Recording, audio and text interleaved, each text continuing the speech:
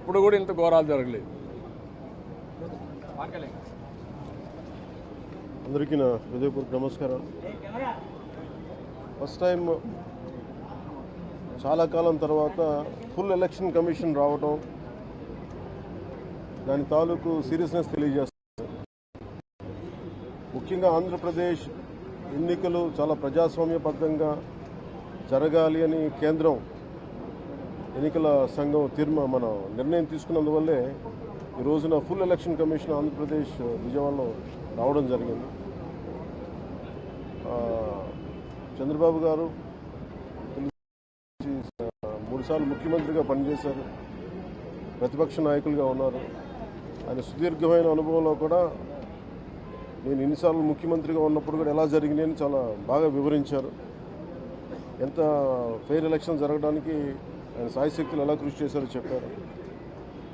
జనసేన తరపు అలాగే వైసీపీ ఏమేం చేసింది ఇప్పుడు దాకా, దొంగ ఓట్లు ఎలా రిజిస్టర్ చేశారు, చంద్రగిరి ఇందాక మీరు చెప్పినట్టు చంద్రగిరిలో దాదాపు 1,00,000 పైచిలుకు ఓట్లు దొంగ ఓట్లు నమోదు చేస్తే దాదాపు దాంట్లో 1/4 ఆల్మోస్ట్ దాన్ని యాక్సెప్ట్ చేశారు.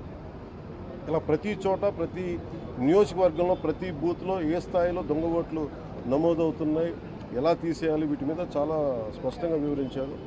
జనసేన తరఫు నుంచి నేను ప్రత్యేకంగా వివరించింది ఎలక్షన్ కమిషన్కి, మా వైసీపీ ప్రభుత్వం వచ్చినప్పటి నుంచి లా అండ్ ఆర్డర్ కంప్లీట్గా దిగజారిపోయింది. ఎవరన్నా ప్రజాస్వామ్య హాని జరుగుతుంటే గొంతెత్తితే పొలిటికల్ పార్టీస్ కానీ వ్యక్తులు కానీ ప్రైవేట్ వ్యక్తులు కానీ వాళ్ళందరి మీద కేసులు ఎలా పడుతున్నాయి, కేసులు ఎలా చేస్తున్నాయి, ముఖ్యంగా బైండ్ ఓవర్ కేసులు ప్రత్యేకించి పొలిటికల్ పార్టీ టీడీపీ వారి మీద కానీ జనసేన కార్యకర్తల మీద కానీ ఇవన్నీ చాలా క్లియర్గా తెలియజెప్పడం జరిగింది వారికి.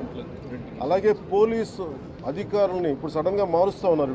లాస్ట్ 2 నెలలుగా మార్చేస్తూ ఉన్నారు. మళ్ళీ ఎన్నికలు సంఘం వచ్చేటప్పటికి మళ్ళీ వాళ్ళకి కావాల్సిన అధికారులను తిరిగి అక్కడ వేయించుకునేలాగా తీసుకొచ్చిన ప్రణాళికలు చేస్తాం, అది కూడా బలంగా తెలియజేస్తాం.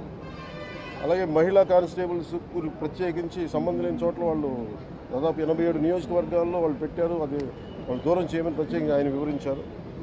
నేను ఇంకోటి ప్రత్యేకించి నేను చెప్పింది ఏంటంటే వాలంటీర్స్ అనేది విలేజ్ సచివాలయం అనేది ప్రత్యేకించి అది యాంటీ కాన్స్టిట్యూషనల్ బాడీ. వాళ్ళని దయచేసి ఎన్నికల సమయంలో వాళ్ళని ఉపయోగించొద్దని చెప్పి ప్రత్యేకించి విన్నవించాం.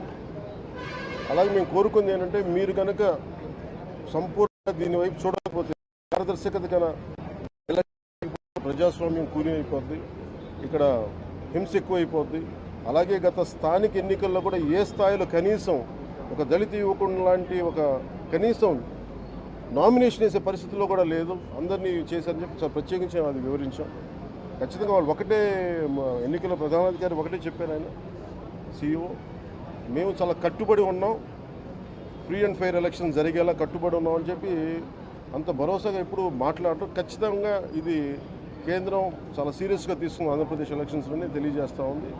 ఈసారి ఫ్రీ అండ్ ఫెయిర్ ఎలక్షన్స్ ఉంటాయి, ప్రభుత్వాలు మారుతాయి అనే నేను మనస్ఫూర్తిగా నమ్ముతున్నాను. అలాగే ఈ పరిస్థితుల్లో కేంద్ర ఎన్నికల సంఘం ప్రధానాధికారులందరికీ కూడా ప్రత్యేక ధన్యవాదాలు తెలియజేసుకుంటాను.